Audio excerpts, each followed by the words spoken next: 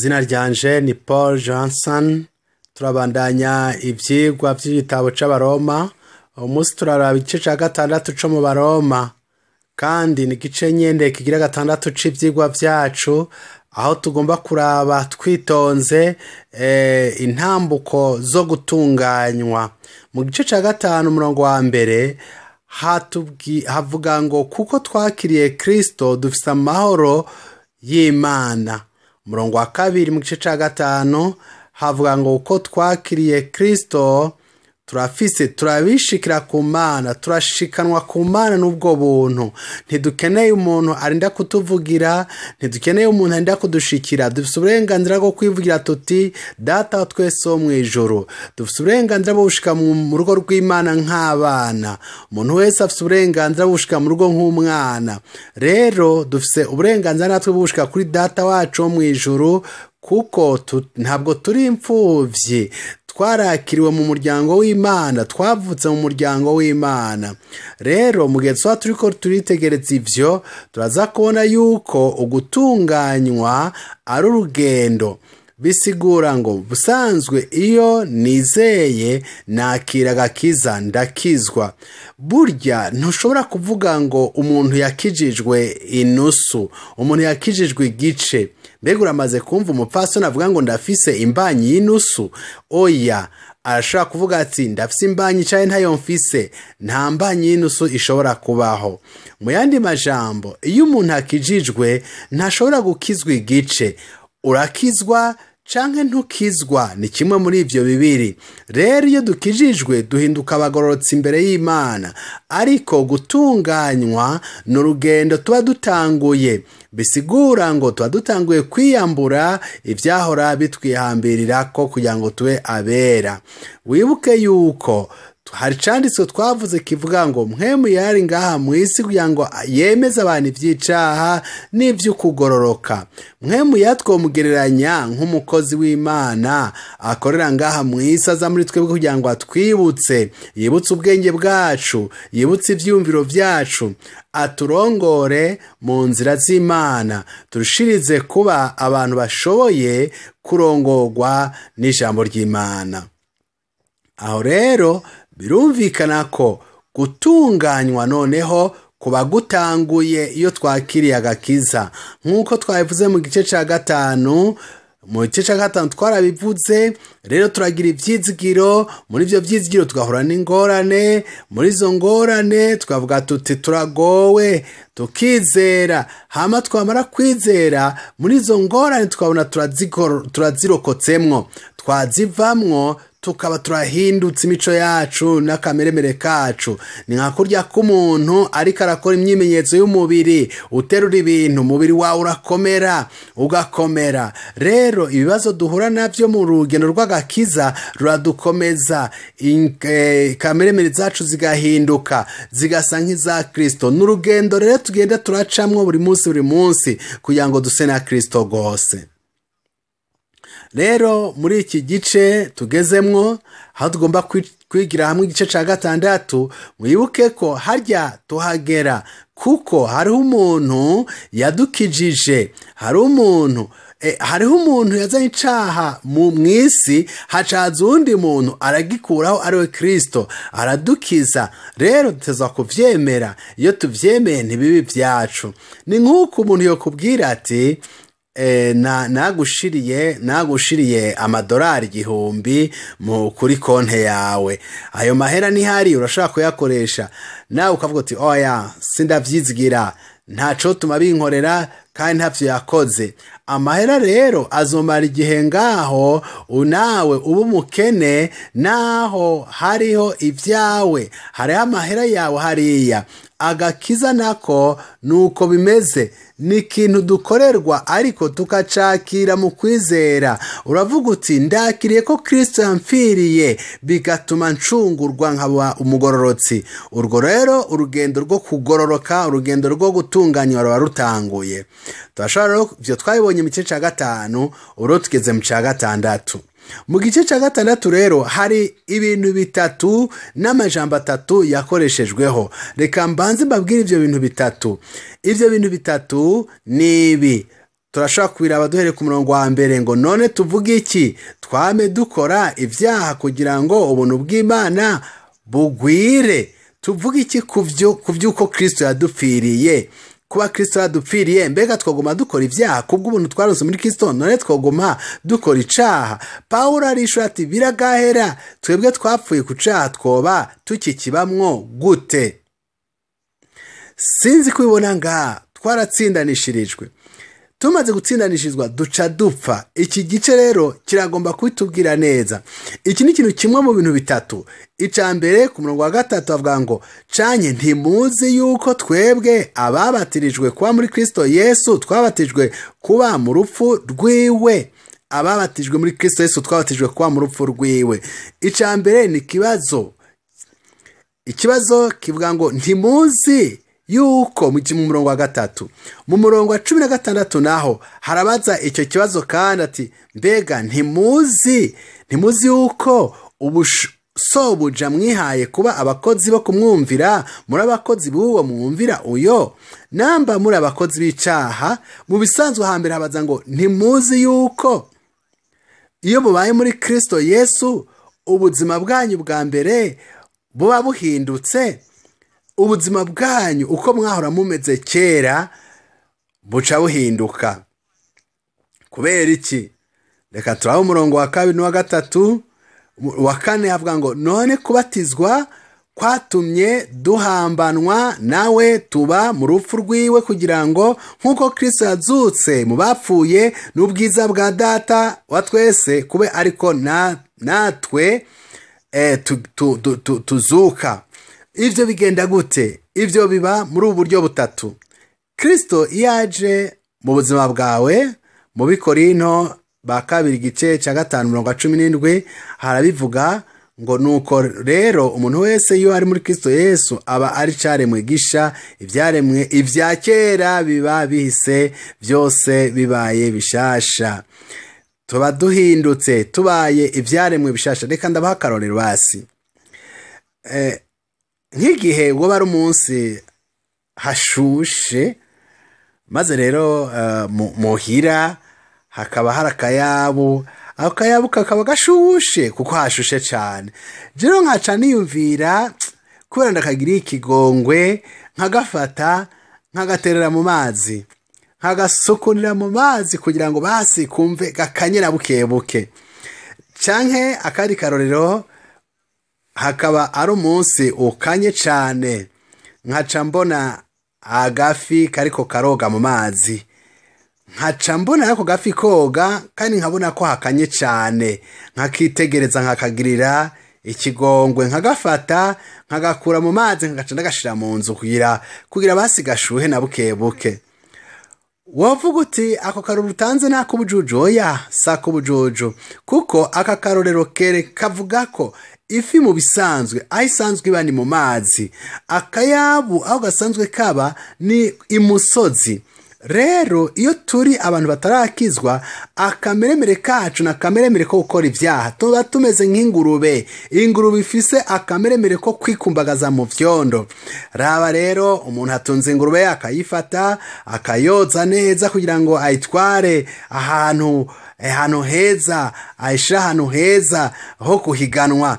Mu mahiganwa ko ari ingurube nziza, akayoza akayinyukura n'uburoso.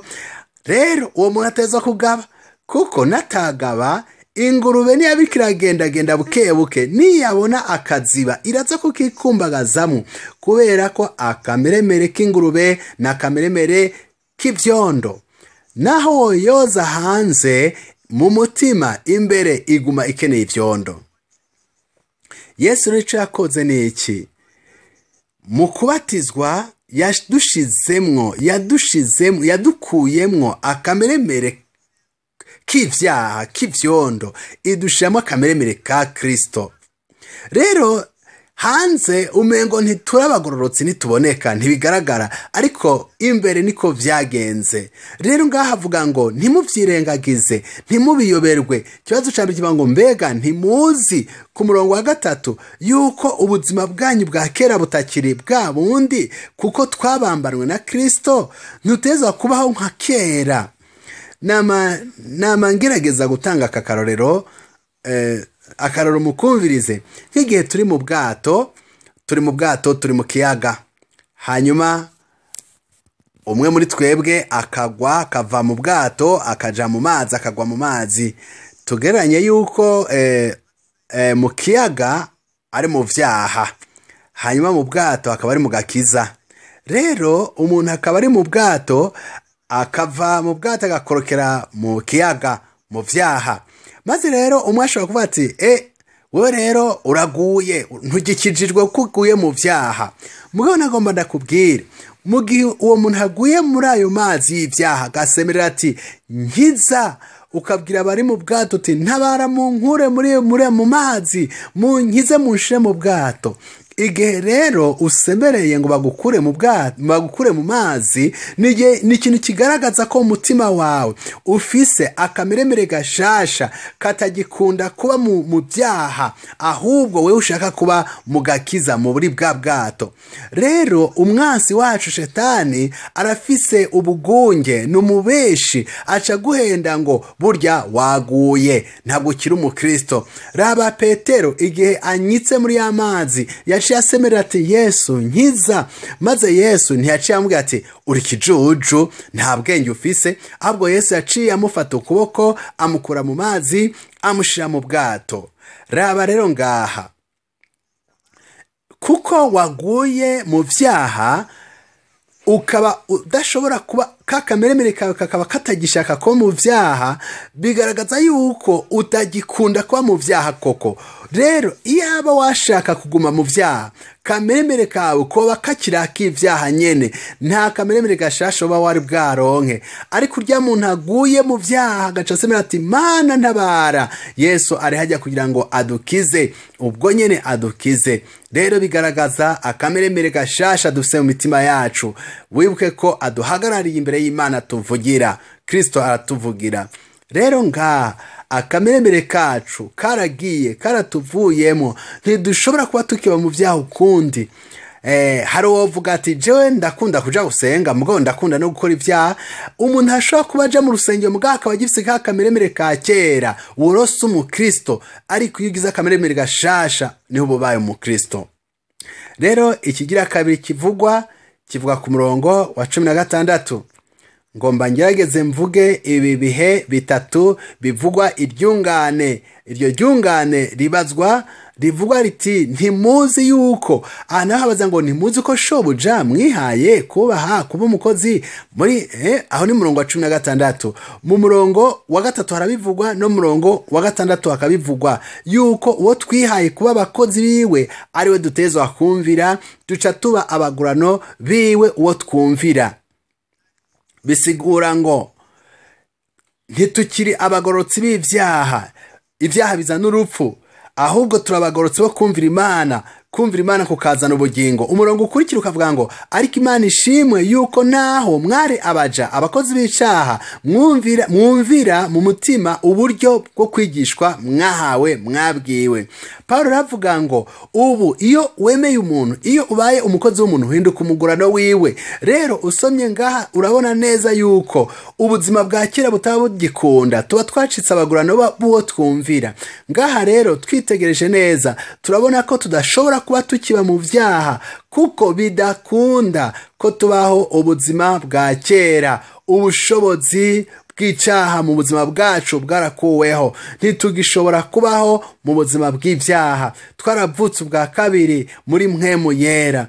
Rero ubuzima bwacu bwa kera bwarahindutse, turabidegembya. Umurongo wa 18, turidegembya, twagizwe abidegembya.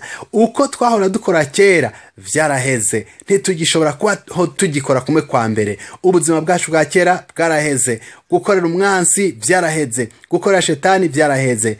Ivyo turaza kubivuga hanyuma. Kandi ingene rero iryo ryungane isubira kugaruka ribaza ico kibazo tubibona ku murongo wa mbere mu gice c'indwi. Havuga ngo cankega abavukaye, ntimuzi yuko ivyagezwe biganza umuntu akiriho? Mbibwiye abazi ivyagezwe. Ngomba kubereka ingene igice ca 5 igice ca 6 n'icindwi bukurikirana, harimo rya ryunganire baza ngo ntimuzi ko ntimuzi ko ubuzima bwanyu butakikora nka kumwe kwa kera.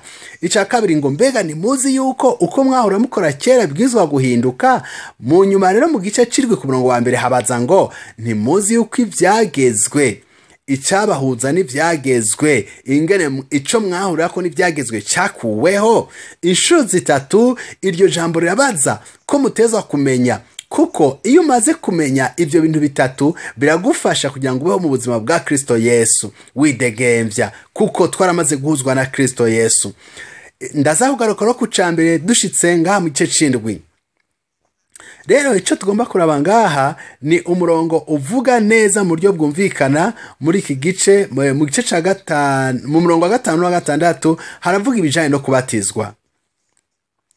Mu gice ca 6 umurongo wa 6 havuga ngo akamembere kacu karabambanwe na Kristo, kabambwe ku musaraba hamwe na Kristo.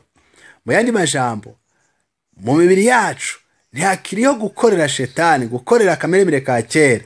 Akameremere ka kera karishwe kugira ngo ntitube tukiri abagurano b'ivyaha. Rero hariho muri Bibiliya y'icyongereza yitwa King James, hariho aho tubona ijambo risigura neza cyane muri iki gice. Ijambo uko Imana igomba ko uko Imana ibibona muri uyu murongo wa 6 ni ijambo niyumvira ko risigura neza uburyo bwo gutunganywa. Iryo jambo ni jambo rivuga guterwa. Uravye simenya Bibiliya uri kurakoresha muri uyu mwanya wewe, ariko muri King James hakoreshwa ijambo guterwa. Havuga ngo twakoranijwe, ho hakoreshwa ijambo guterwa, ko twakoranijwe nawe. Rero iyo uteragiye ikintu, icyo kintu kirakura. Nk'akarorero, ushize imbuto mu isi mu butaka, witega ko iyo mbuto izomera igakura. Iyo mbuto rero uko igenda irakura niko ugenda urabona ico giti wateragiye icarico. Rimwe na rimwe urashobora kuba utazi igiti wateye icarico. Urashobora gutera imbuto ukavuga uti cembo na iki giti ni gitoyi ariko sindakizi, ariko reka ndagitere ntaco. Ico giti uko genda kirakura niko umenya ubwo bwoko bw'ico giti, ugasanga ni giti kanaka. Uko gikura kigenda kigaragaza ubwoko bwaco. Rero muri iki gice niyo mpamvu tuvuga yuko gutunganywa ari urugendo rugenda rudushikana kugira akameremere gashasha koko. Tukaba urashaka kuba umukristo ukisanga ukigendera mu buzima bw'ibyaha.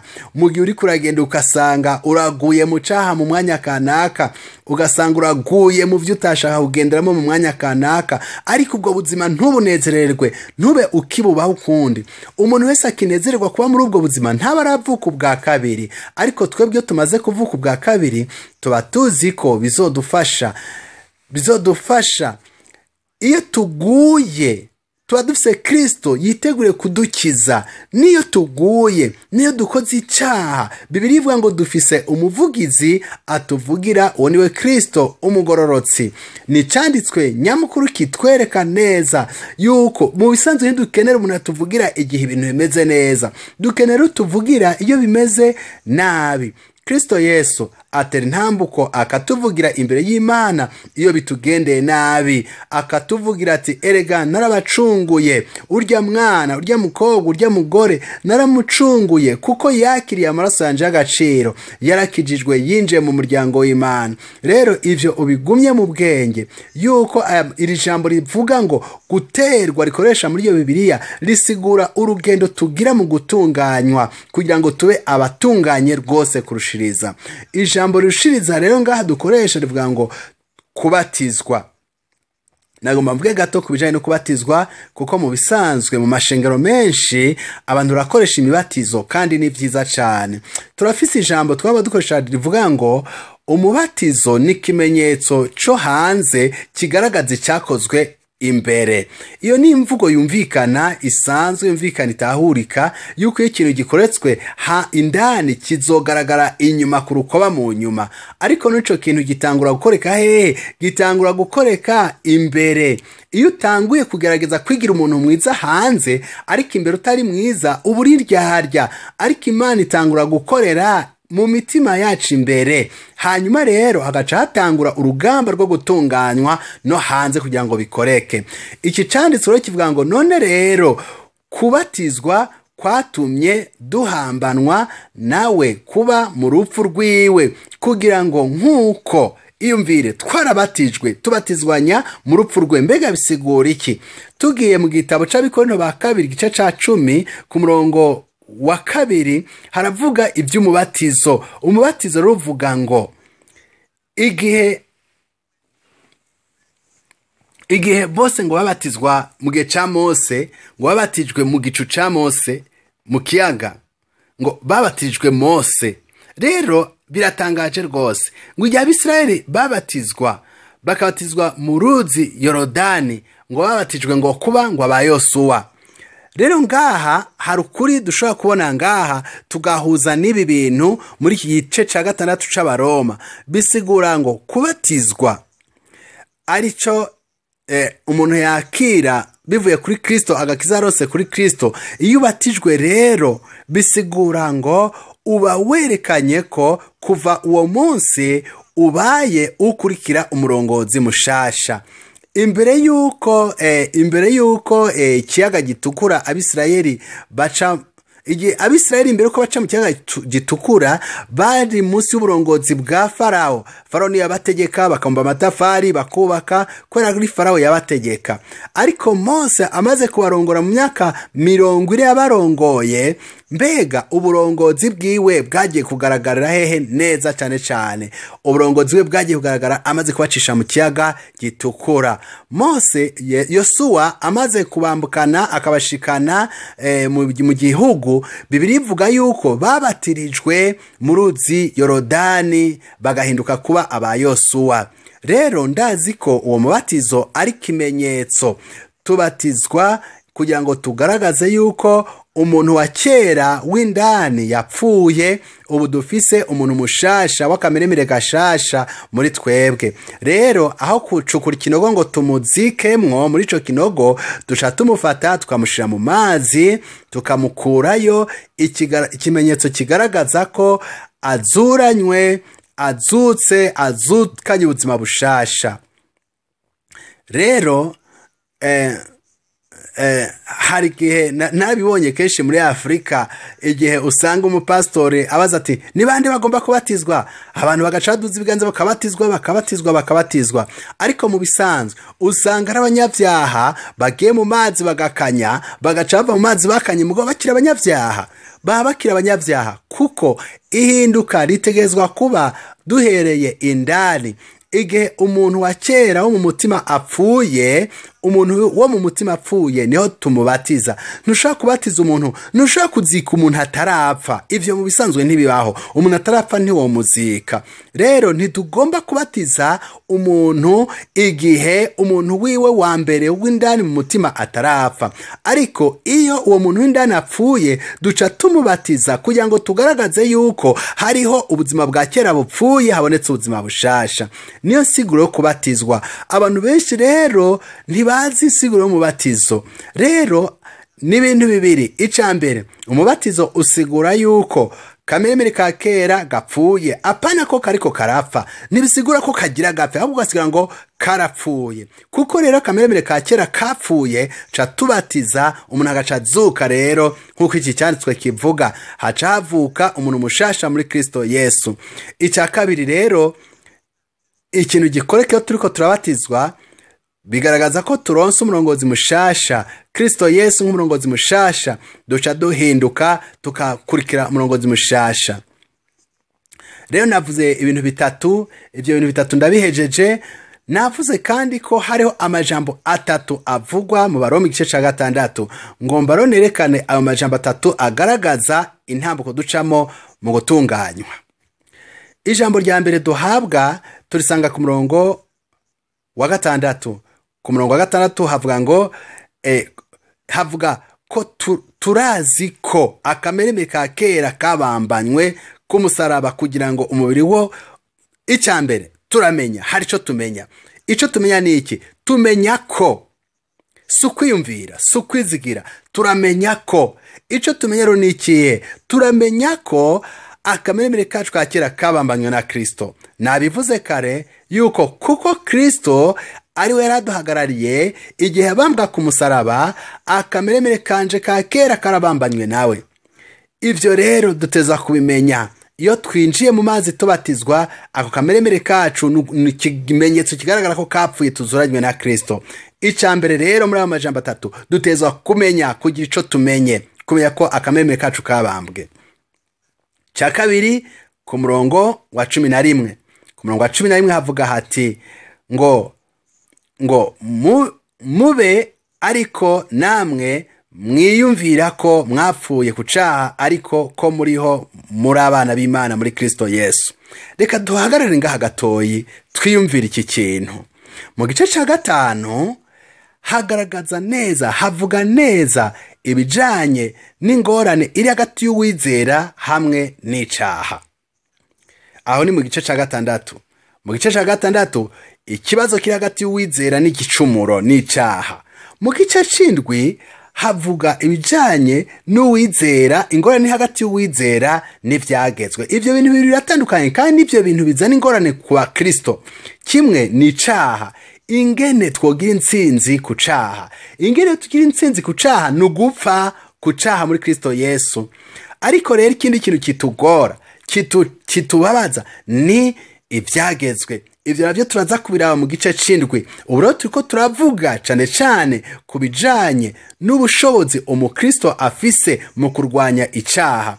Burya rero raba umuntu yizera ashobora kuvuga ati ndizera ivyakera vyaraheze nkuko abikorinto havuga, dufise ubuzima bushasha muri Kristo Yesu, twarabatijwe muri Kristo Yesu, turakurikira umurongozi mushasha wa Yesu Kristo, ariko turacakora icaha. None ivyo tubigenza gute?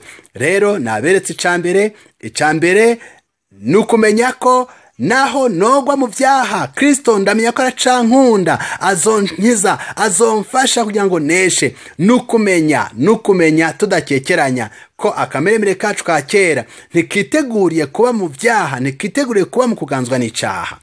Ica kabiri ni kubigendera. Nukuvuga ngo tugomba kugendera ico twahawe, ico twabwiwe, agakiza dufise. Iyo rero turi abantu bashasha tugomba kumenya ingene tugendera ubwo buzima bushasha. Hariho ikintu nk'akarorero novuga, hariho umuntu yari karagenda abona imiswi yari ngaho. Muri iyo miswi hari umuntu yabonyemwo umuswi w'inkona. Hari umuntu nyene iyo miswi yaguze uwo muswi, awugurana n'indi miswi, arawuzirika uwo muswi w'inkona, wari kuratoragura hamwe n'iyo miswi y'inkoko uri kuratoragura. Maze uwo muntu yari karagenda abwira nyiri iyo miswi, aravuga ati urazi wewe urakwiye kurekura iyo nkona, uwo muswi w'inkona ukigira. Ati jewe wowe ndavuga ati jewe naraguze uwo muswi, n'umuswi wanje nawuguranye n'iyindi. Wa muntu rero agira ikigongwe cy'iyi nkona, aravuga ati iyi nkona reka ndayikugurira. Afata amahera aragura iyo nkona, ayigurira uwo muntu uwo muswi wayo. Maze rero agenda ajanye uwo muswi w'inkona. Uwo muntu arafata iyo nkona, arayifata uwo muswi, arawufata uri kurakura, arawufata mu kiganza, aravuga ati guruka. Maze ya nkona igurutse biranka, ikirakoroka, kuko ico yari imenyereye kwari kubana n'imiswi hasi. Maze uwo muntu yaguze iyo nkona ariyumvira ati nteza gukora ikindi kintu gishasha. Afata ya nkona aja ku musozi muremure, agenda hagarara hejuru ku musozi, afata ya nkona, aravuga ati we wa nkona we rero, Imana yakuremye ngo uguruke, ntugomba kuba nk'imiswi y'inkoko, utezwa kuguruka. Uwo muntu afata iyo nkona, kuko amababa yaratanguye kumera, acarayigurura mu kirere. Iyo nkona rero ko ari maze kumera amababa buke itangura kuja mu kirere, itangura gukoresha ya mababa yayo, iraguruka. Kenshi na kenshi rero kuko twamenyereye kugenda nk'imiswi, hari aho tutamenya kuguruka nk'inkona, nk'inkuguma. Imana yaducunguye. Rero ikintu ca mbere tugomba kumenya yuko kameremere kacu kabambwe ku musaraba, tukurikira umurongozi mushasha. Duteza kumenya yuko kandi Imana yaduhaye ibyo dukeneye byose mu buryo bwacu bw'imwemu. Imana yaduhaye ububasha bwose kugira ngo tugendere mu buzima bushasha. Duteza kwakira ubuzima bwa Kristo, duteza kwakira ubuzima bwa Kristo yashize muri twebwe. Ni nk'ifi iri mu kiyaga iri kiroga, ntiteza kugira ubwoba bwo koga cyane yikeka ko niyaza koga iza kurengana ikiyaga. Ifi ntishobora kurengana ikiyaga ku kiyaga ni kinini. Uko niko nawe udashobora kumara ubuntu bwa Kristo, ntushobora kuja hanze y'ubuntu bwa Kristo. Canke akandi karorero dufate nk'inyoni itinya kuguruka, yiyumvira iti niyaguruka izoshika ahantu ata mpwemu zihari. Oya, uteza kuguruka mu buntu bwa Kristo. Hari ubuntu bwose ukeneye igihe uteza kumenya. Kigira kabiri, ukagendera ubwo buntu. Cya gatatu, nk'uko Baroma tuhabona mu 16 ngo kandi ntimugahe icaha imibiri yanyu ngo ikoreshwe no kugabitanya, ariko mwishikanire Imana nk'abazuke bavuye mu bapfuye, n'imibiri yanyu muye Imana kugira ngo ikoreshwe no kugororoka. Ica gatatu rero ni ukwishikanira Imana, ni ukwiyegurira Imana, ntitwiyegurira icaha imibiri yacu ikurwemwo, twimenyereze kugendera mu buntu bw'Imana, twimenyereze imibiri yacu kuyiha kugororoka. Ica mbere twabonye ko ari kumenya neza yuko kameremere kacu kabambwe, tumenye ko twakijijwe, tumenye ko Kristo yatugiriye neza, tumenye ko turi muri Kristo, tuba abantu bashasha, akameremere ka kera kapfuye. Nabibahaye mu gitabo c'Abaroma 6. Ikigira kabiri ni kugendera ako kameremere kacu gashasha, tukakagendera. Ica gatatu ni gutanga, kwegurira imibiri yacu ukugororoka, mpwemu yera agakorera muri twebwe. Murabona mu murongo wa mbere mu gice ca 6 murongo wa 3 havuga ngo iki akameremere kacu, ubuzima bwacu bwa kera ntibugishoboka, ntitukibugenderamo. Ku murongo wa 16 twasomye ngo ibikorwa byacu bya kera ntitwoba tukibikora kandi kuko twakijijwe.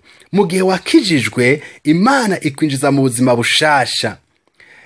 Narumvise inkuru umunsi umwe, umuntu ngo yaguze itike yo kugenda mu bwato agiye, yari afise udufaranga duke two kugura iyo tike yonyene. Amaze kugera mu bwato yaguze iyo tike, yagiye atekeye umukate n'agacupa k'amazi. Yari karava muri Amerika aja i Buraya, nta mahera yari afise yo kugura indya. Acatekera rero ako gakate kiwe n'icupa ry'amazi, yicara mu cumba ciwe aho yaba muri ubwo bwato. Musi wa mbere arya umukate n'ayo mazi, musi wa kabiri, musi wa gatatu gutyo.